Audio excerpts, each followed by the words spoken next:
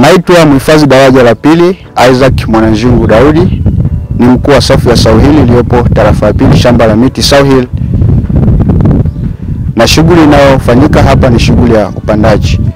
Kwa mwaka huu wa fedha, safu ya Sauhili tumepanga kupanda eneo lenye ukubwa wa hekta 625.14, na mpaka sasa hivi tumepanda eneo lenye ukubwa wa hekta 350. Shughuli ya upandaji inafanyika kwa kuzingatia utaalamu, ambapo tunazingatia kwanza usalama wa mche tangia unaposafirishwa kutoka bustanini mpaka unapokuja eneo la kupandwa. Shughuli hii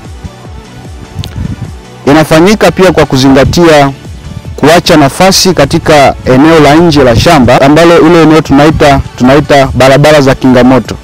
Tunazingatia hiyo nafasi, tunaacha kama mita tano kwa zile barabara za kingamoto za ndani, lakini mita 10 kwa zile barabara za kingamoto za nje.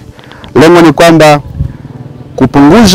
ni kupunguza madhara ya moto endapo yatatokea, moto usije ukawa unaruka kutoka shamba moja kwenda shamba jingine.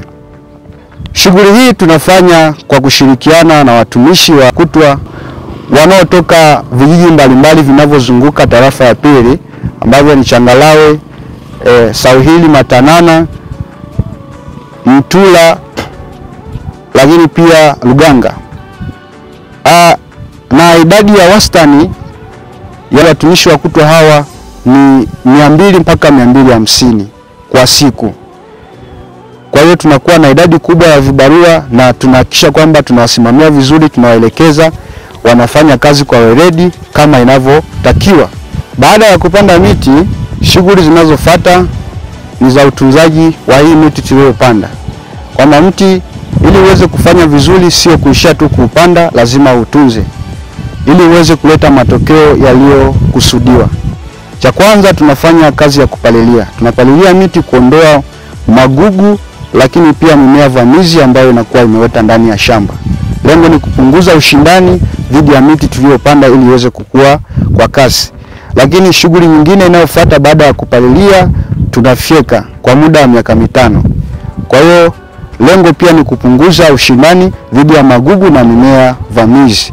Lakini pia tunafanya kazi ya kung'olea ile mimea vamizi ambayo ina mizizi mikubwa. Tunatumia nguvu kubwa kwa ajili ya kuiondoa kabisa ili isije ikaota tena. Shughuli nyingine za utunzaji wa hii miti ni upogoleaji, lakini pia uchenguaji wa miti. Wito wangu kwa wananchi wanaozunguka shamba la miti Sauhili, hususan tarafa ya pili, ni kwamba sasa hivi ni msimu wa mvua, ambapo tayari mvua zimenyesha za kutosha na ardhi imepata maji ya kutosha kiasi kwamba inafaa kabisa kwa kupanda miti. Kwa hiyo ni waasi wananchi ambao wanazunguka shamba la miti Sauhili wapande miti katika yale maeneo ambayo bado walikuwa hawajapanda miti.